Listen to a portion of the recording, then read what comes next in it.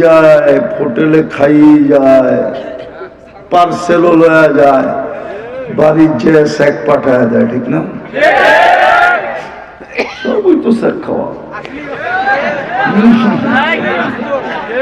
জান্নাতে এইখানে দেখা যাবে ডিজিটাল মিটার লাগানো থাকবে, কতটুকু ভালোবাসে তুমি দেখবা। 100 নিচে নামবে না, উপরে যাবে।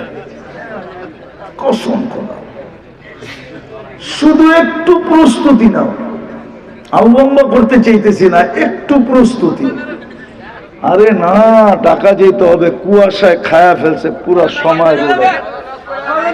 এইখানে কিচ্ছু দেখা যায়, কুয়াশা দেখা যায় না। বাইরে যেয়ে দেখো কুয়াশার অবস্থা কি, মাতাল বানায় ফেলছে কুয়াশায় আজকে। আরে কাজও আছে আমার। যেটা বলতেছিলাম, একটু প্রস্তুতি নিলেই হবে। একটু একটু প্রস্তুতি। এই উম্মতের বেশি প্রস্তুতি নিতে হয় না। এই উম্মতের যদি প্রস্তুতি নিতে হইতো, বেশি পরিশ্রম করতে হইতো, ভালো মতে মন দিয়া, কিন্তু নাইলে আমার কথা বেকার চলে যাবে। এই উম্মতের যদি বেশি পরিশ্রম করতে হইতো, তাইলে প্রথম যুক্তি, এই উম্মতকে আল্লাহ কম বয়স দিতেন না। বয়স কম, পরিশ্রমও কম। আরেকটা যুক্তি, 2 বার এই উম্মতকে কনসিডার দিতেন না। 2 বার এই উম্মতের জীবন থেকে আল্লাহ ছাড় দিছেন, ছাড়।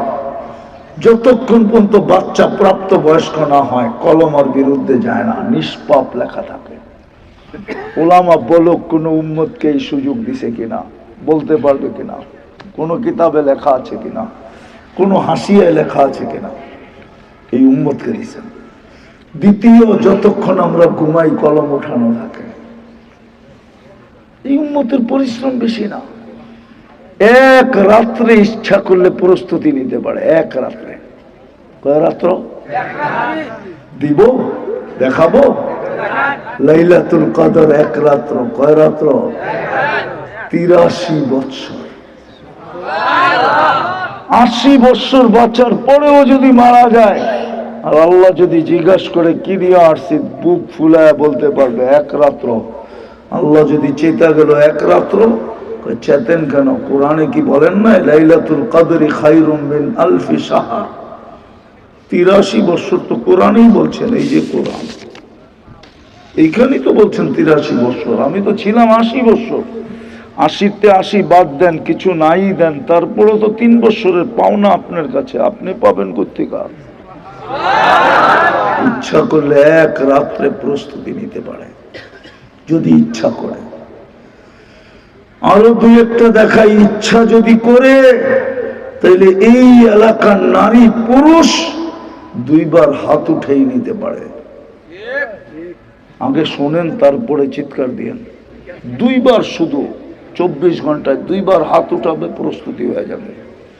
আল্লাহ এইদিকে ইঙ্গিত দিয়েছেন, ইয়াবসুতু ইয়াদাহু নাহারান হাত্তা ইয়াতুবা মাসিআল লাইল। আল্লাহ বলে, সারা রাত্র গুনাহ করছিস, কোনো বিষয় ছিল না। যদি সূর্য উঠতে দেরি, তুই যদি হাত উঠায় মাপ চাইতে দেরি না করতি।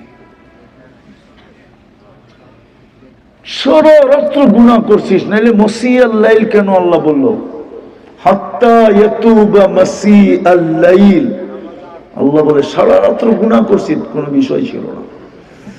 যদি সূর্য উঠতে দেরি, সকাল হতে দেরি, তুই যদি হাত উঠায় মাপ চাইতে দেরি না করতি। আবার সূর্য ডুবতে দেরি, আল্লাহ বলে, ইয়াবসুতু ইয়াদাহু লাইলান হাত্তা ইয়াতুবা মাসিআন নাহার।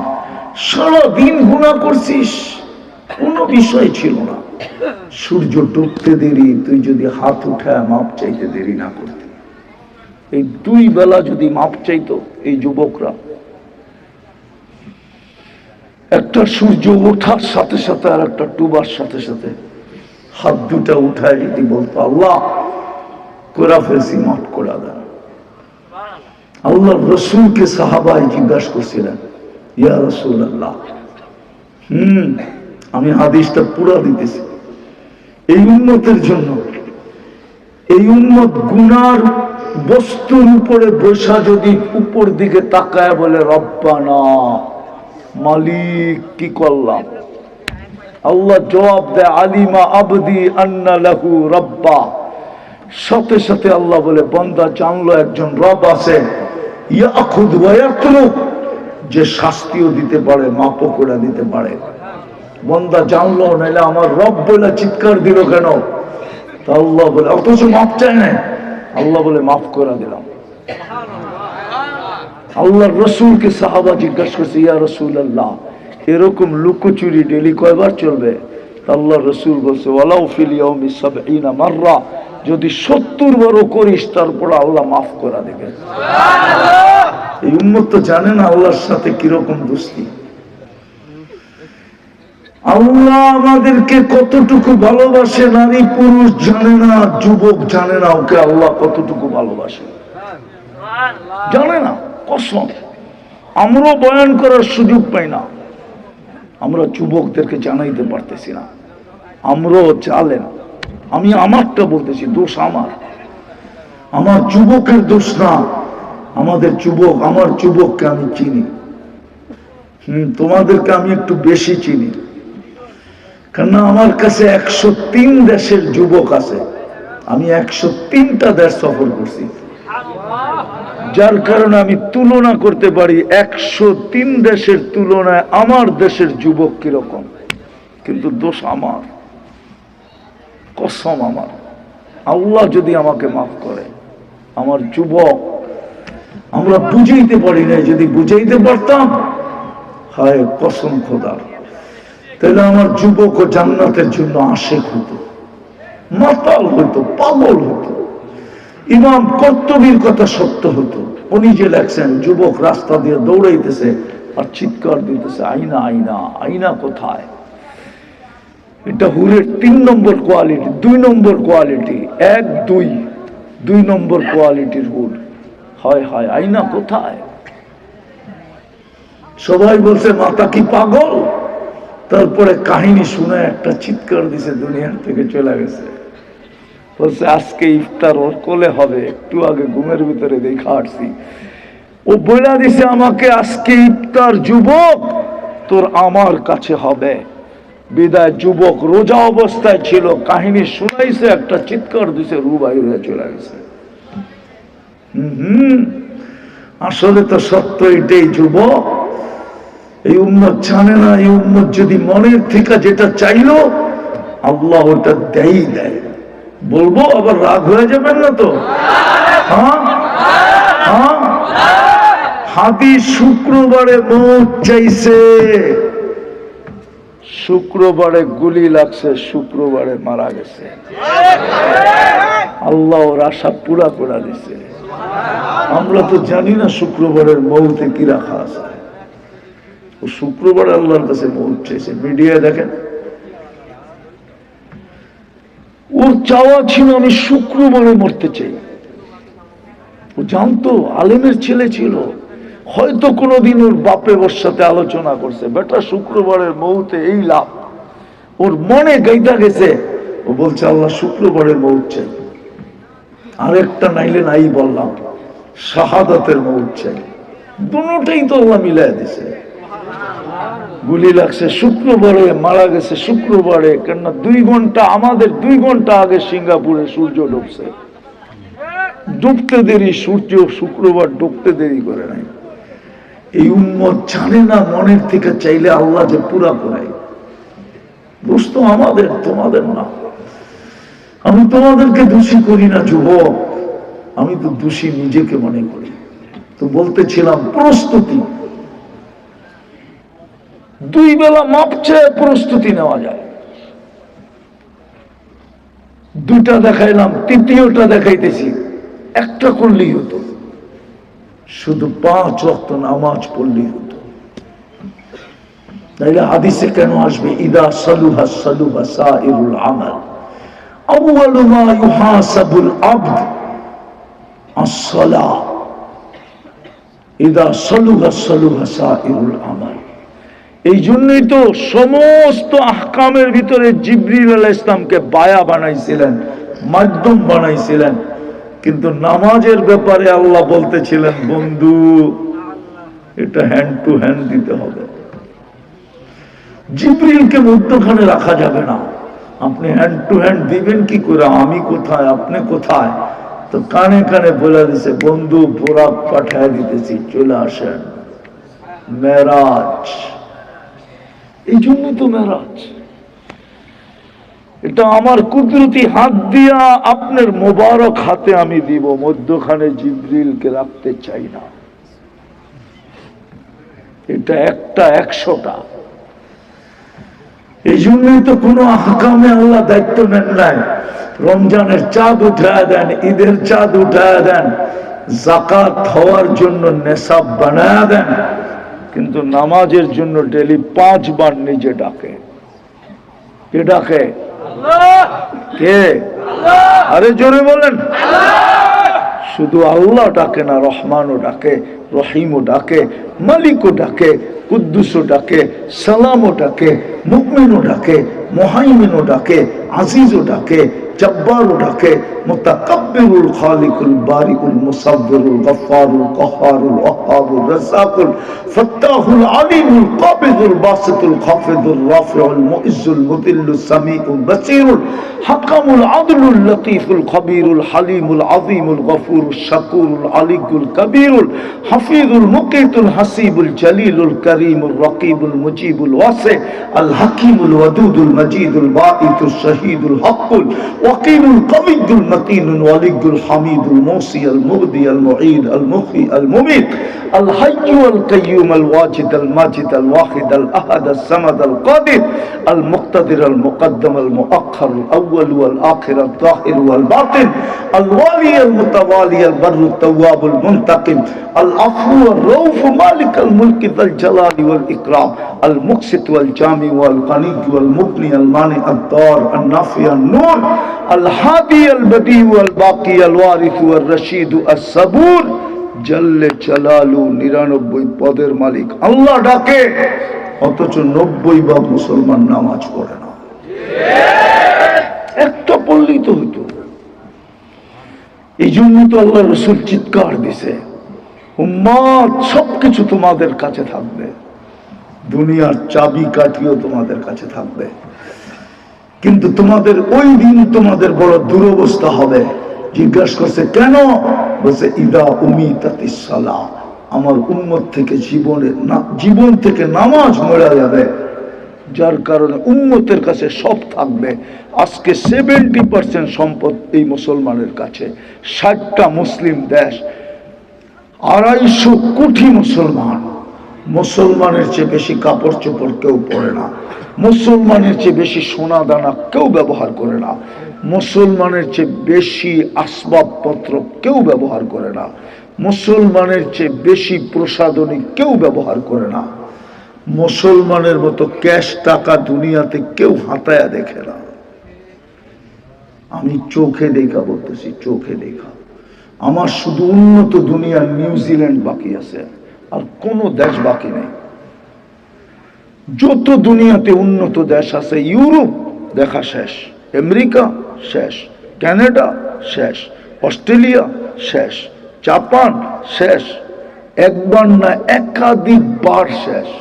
আমি অহংকার করে বলতেছি না, আমার বিদেশ যেতে কিচ্ছু লাগে না, শুধু একটা টিকিট লাগে। আমি যে কোনো মুহূর্তে উড়াল দিতে পারি, আল্লাহ আমাকে ওই ব্যবস্থা করে দিছে।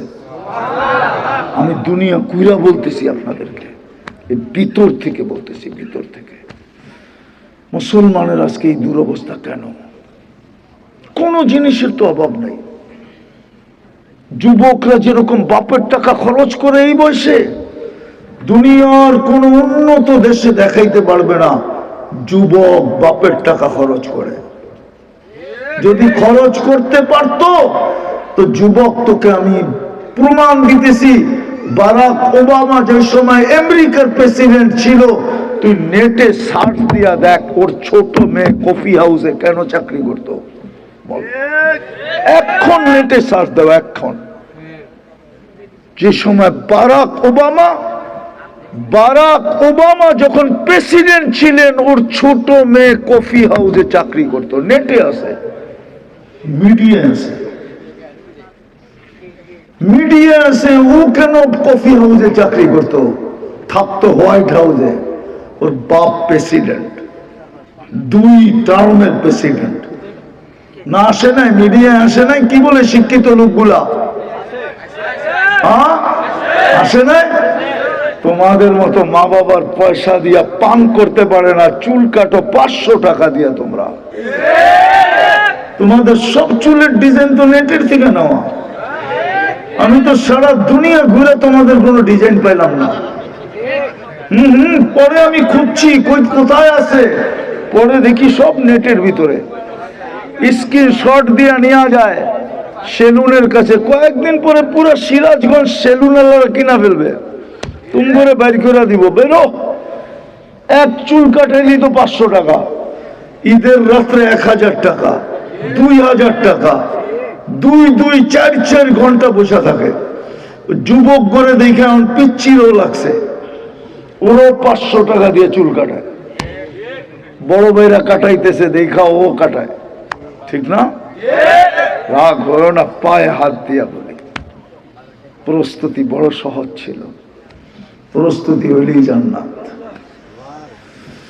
আরে শুধু একটা করলেই হইতো, 5 ওয়াক্ত নামাজ পড়লেই হইতো। এর চেয়ে বড় হতভাগা তো কেউ নাই, এর চেয়ে বড় কপাল পোড়া কেউ নাই, এর চেয়ে বড় নিমক হারাম কেউ নাই, এর চেয়ে বড় অকৃতজ্ঞ কেউ নাই, এর চেয়ে বড় নিকৃষ্ট কেউ নাই যে আল্লাহ 5 বার ডাকে।